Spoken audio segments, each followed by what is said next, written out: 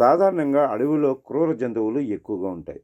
ముఖ్యంగా జాతీయ పార్కులకు, సఫారీలకు చాలామంది క్రూర జంతువుల్ని దగ్గర నుంచి చూసేందుకు ఎక్కువగా ఆసక్తి చూపిస్తూ ఉంటారు. ఈ నేపథ్యంలో అక్కడ అధికారులు ప్రత్యేకంగా సేఫ్టీలు ఉన్న జీపుల్లో టూరిస్టులను లోపలికి తీసుకెళ్తూ ఉంటారు. ఈ క్రమంలో ప్రస్తుతం కొంతమంది టూరిస్టులు అతిగా ప్రవర్తిస్తూ ఉంటారు.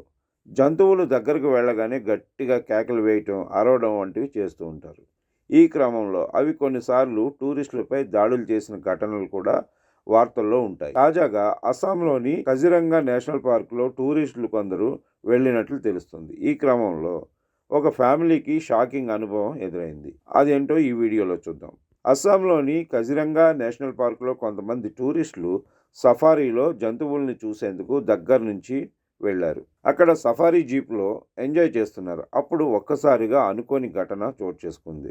ఎదురుగా భారీగా ఒంటి కొమ్ము కడ్మ మృగాలు ఉన్నాయి. అప్పుడు టూరిస్టు వెహికల్ దగ్గర నుంచి తీసుకెళ్తున్నారు. అప్పుడు అక్కడ 2 వాహనాలు ఉన్నాయి.